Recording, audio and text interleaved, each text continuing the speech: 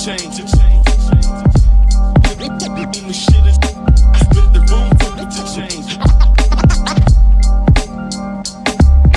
Split the room for it to change. The shit is split the room for it to change. I am what many consider the spitter of flame.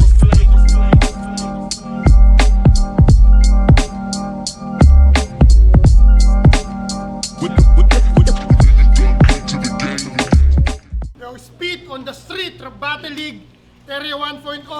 Andito tayo sa Matchbox Yard. Panglimang laban ng gabi, mag-ingay! Shoutouts nga pala sa Hypebeat, sa RX Panda, kay Christina Marica Away, A-Stone Clothing. Sa kaliwa, galing pang Dasmariñas, Cavite. Mag-ingay para kay Babs. Babs nga pala, shoutout sa Ligalento, RHF, Westside Victoria, kay Kuya Alex, tropang City Hardware, sa Beo niya, Jojo, kay Kuya Jojo, ayun lang. Tapos sa pinakamamahal kong asawa. Sa kanan, galing pang San Jose del Monte, Bulacan. Mag-ingay para kay NJO. Gusto kita na sabihin ang masasakit na words. Hindi pong kapag sa video, ibiblip at ibiblur. Binigyan kita ng food, clothes at saka shelter. Ikaw na yung nagloko, tas gusto mo kong ipa-murder. NJO, San Jose del Monte, Bulacan, goddamn crooks. Yeah. Unang banat, NJO. Game? Unlimited basketball reference. Kasi tong kalabang ko, baller. Tsura pa lang, talagang high. Scorer. Tumitira ng tres, tumitira ng triple. Eh kung yampas-sampas ko yung ulo mo sa pader, Babs. Para kung si Spider-Man na nagpa-practice mag-dribble. Papaiyakin ko tong G. Puro teardrop. Parang nasa lonely chapter si Tony Parker. Ayoko nang ice tubig lang yung pusta. Gusto ko holy water. Kasi maka-Diyos to. Palagi yan nagdarasal. Kada pagkatapos maglaro, pumupunta na simbahan para magkumpisal. Espanyol nga yung pastor niya eh. Tinuturuan siyang maging banal. Isang araw bigla siyang nilapitan ng kanyang reverente. Sinalsal. Sinalsal. Nawalan ka agad ng faith. Eh, yung ginawa sa'yo, hindi naman yun gay. Tinuruan ka lang na sex predator kung paano mag-pray. Kaya may tampo siya kay Jesus Christ. Kasi pinayagan siya yumuko only once. Nakasubscribe ka kay Joe Devans sa OnlyFans. Kaya, si Babs, ang haba ng baba, ang talas-talas. Pag gumalaw siya sa court, para siyang si AI. Delas alas. Hindi naman Kaya pala sobrang nana niyan maglaro. Kung umacting, parang nasa showbiz. Lagi niya pang play isolation. Tapos sasayaw na parang Jabberwockies. Kaya, hindi naman mahaba yung baba. Wide lang yung cheekbone. Paborito niyang play yung triangle. Paborito niyang coach, si Team Cone. Kaya, mas magaling ako sa'yo mag-basketball. Huwag kang bitter, tol. Sabi ng misis mo, mas magaling ako sa'yo puminger roll.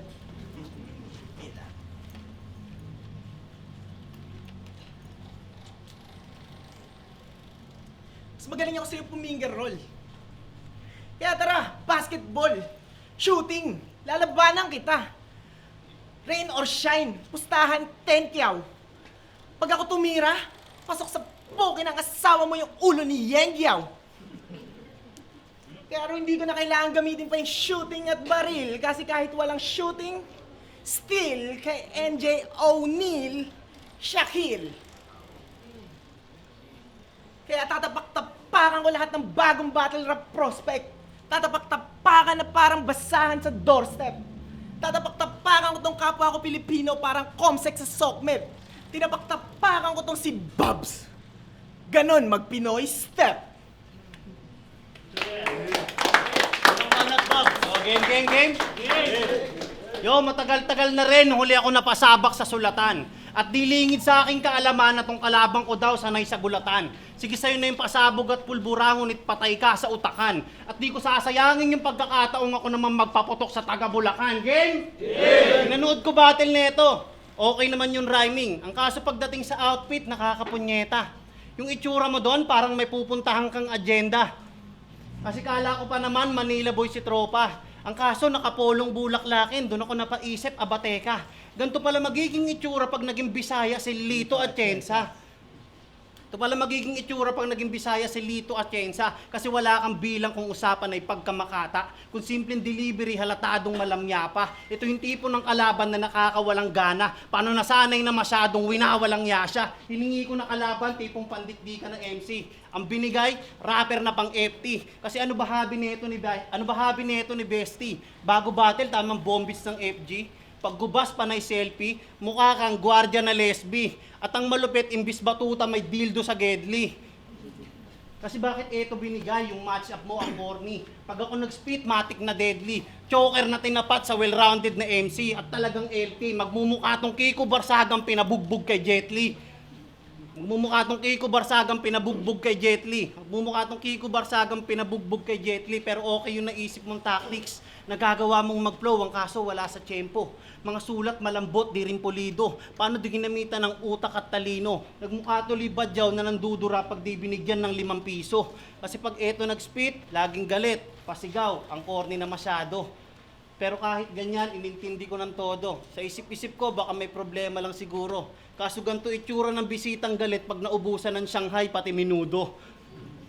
Last battle mo nag-choke, hindi dahil nakalimot ka ng linya. Bagkus kinakapos ng hangin, mahina din stamina. Samantalang ako, pag nag-spit, banayad. Di na din naiiba. At pinapangako ko sa yung round 1 pa lang sa puwet ka kagad hihinga. Pangalawang banat, NJO. Si Babs ay ukay seller. Mga binasura na damit. Kagaya ng estilo niya, luma at gamit. Ano yung hassle mo? Ukay? Ano yan? Trip-trip lang? Pag ako nag-trip, click-click, plow! Kick-kick, pow! Tapos yung misis mo si Rochelle, sinex ko pagka-bomba. At dun siya umungol ng get, ow!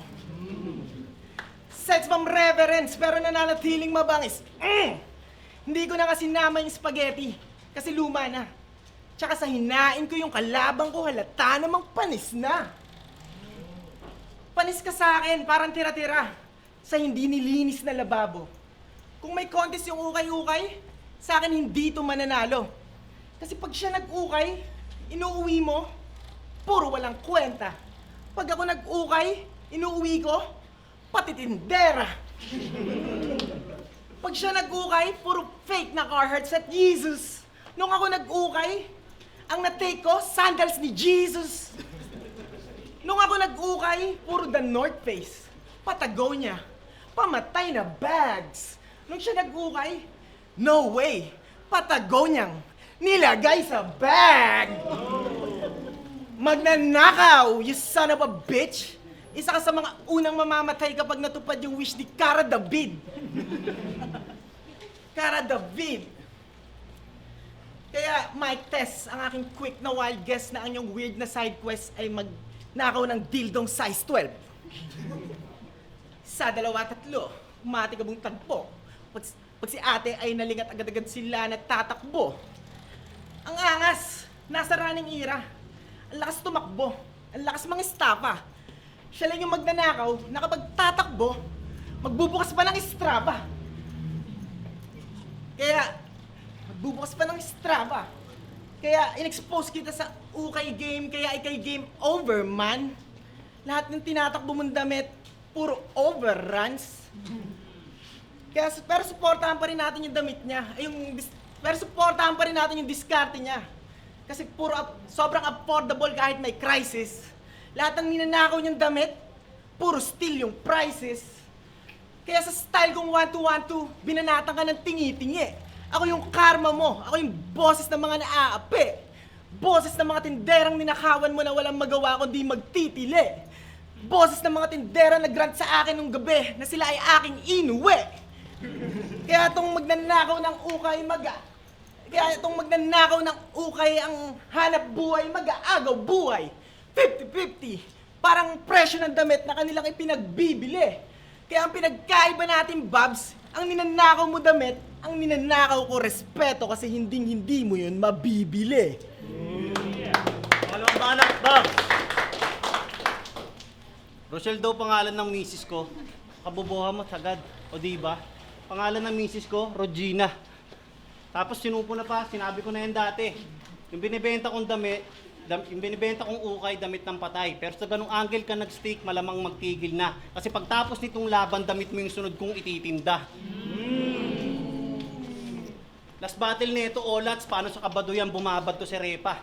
Umikot lang sa puday yung anggulo at tema. Pamihadong sabik na makatira, ngunit sablay yung mga letra. At nakakatawang ikaw ba yung sinibak ng EA? Kasi tinalo siya nung babae niyang kalaban. Winalangyat, binalahura, ginawa lang dimbasahan. At nagawa pang mag-trending nung mafia matapos kang tapak-tapakan. Sa madaling salita, katiting ka lang nakasangkapan. Hindi ka pa pwedeng pandayo o panlaban. Ikaw yung MC na wala lang. Ikaw yung MC na wala lang, hibang na nag-aakalang matatalo niya ako sa bakbakan. Ikaw yung tipo ng makatang, marunong nga daw sa tugmaan. Pero kung punchline yung usapan, wala diyang aasahan. Kasi pag eto sumulat, di malaman kung tatama o kung sinong tatamaan. Kaya dapat dito, pinuputulan ng braso, pinuputulan ng kamay, pati braso, pahirapan pagkatapos. Ay hindi, wag na pala, total parehas lang din halos. Tumutugma ka lang para yung sulat mairaos. Kaya ba't ka papuputulan ng kamay pati braso kung parehas lang walang suntok na maayos? Tapos wala namang suntok na maayos. Tapos gusto nito yung karera niya umusad. Pes malulunod to sa luhat, malulugmok lang din sa lusak. Sa kagustuhan mong maging dikdikan, uuwi itong parang burak. Tapos pinagsigawan pa ang hindi daw siya galing sa tamod ni Luni. Malamang, kitang-kita naman. Ganyan na ganyan yung skills nung grade 1 si Badang. Tapos makikita nyo kabadingan nito kahit di niya man aminin. Kada babanat yung kalaban talagang nakangiti, piniplex yung nakabrace niya ng ngipin. Kaso natapat ka sa bayulenting di mo sukat akalain. Gamit baseball bat, hahatawin. Ngayong baliwala din niya, magaganda mo ng ngipin. Kung pagtapos nitong laban, hindi mo malaman kung saan mo pupulutin. Kung nung round 1 sa puwet ka huminga na parang nabigti ng lubid, ngayon pinapangako ko namang sa tenga kita pa iinumin ng tubig. Pangalawang banat, NJO. Ang ina na ito, pangalan daw ng asawa niya, Regina. Ano ka, addict? Tang ina Rochelle, oh, dinay-dinay ka in public.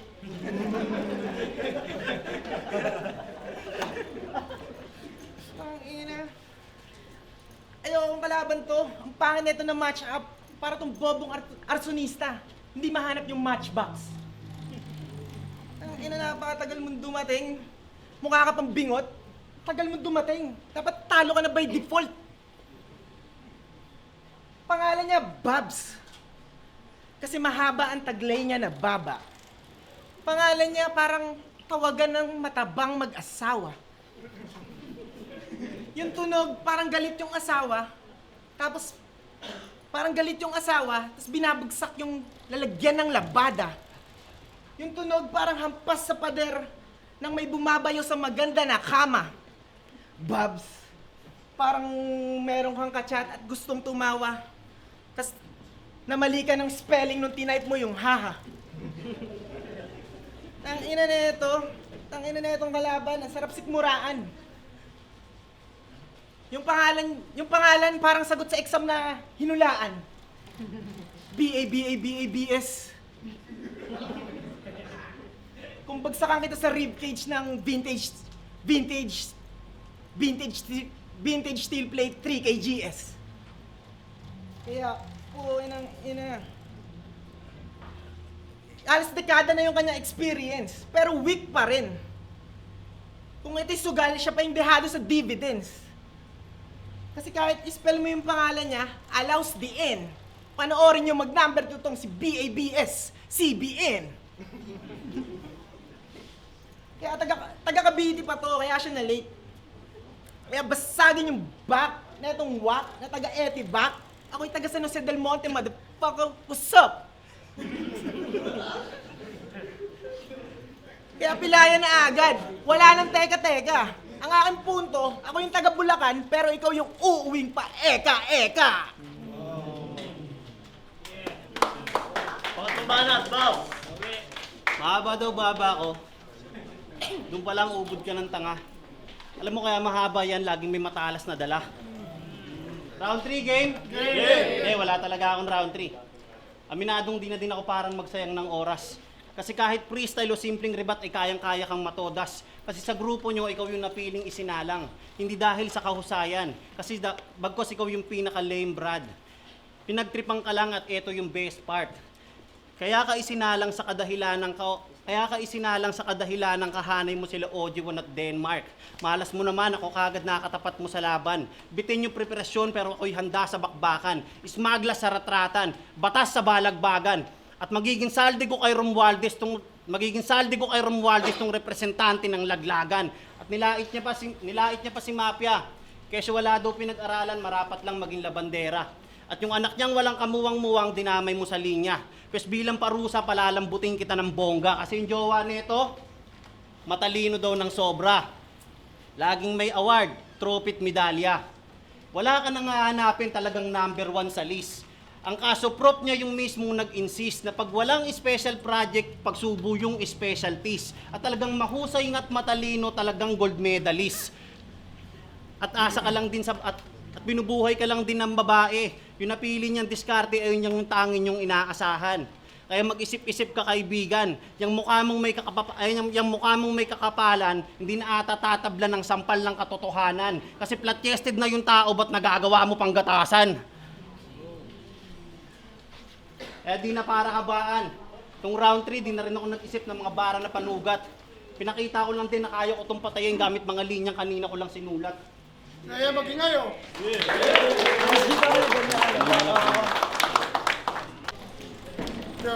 Area 1.0, speed on the street.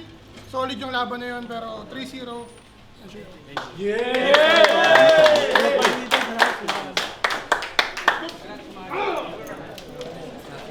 Okay, shoutout muna kay ate ko, kay Metallica. Tinuruan niya ako mag-joyride. Ayun, Babs laban kay NJO. Para sa akin, maganda yung laban, naging style clash. Solid din si Babs. Kaso nga kasi, ang ginawa ang style ni NJO is 1-2-1-2. Mas maraming punches, tapos mas catchy. Mas masarap siya intindihin. Pero maganda yung kay punto yun, napakalakas na punto yun. Pero para sa akin, lumamang si NJO. Pagdating sa punches, 1-2-1-2. Yung boto ko kay NJO 1 at 3, tas Babs yung round 2. Kasi kahit ganun yung, ang kulit nung deliver niya talagang mapapatawa kasi sakto-sakto sa karakter yun. Ayun, G-Saint, binoto ko si NJO all 3 rounds kasi nadala niya yung tao, effective din yung mga rebat niya. Yun lang.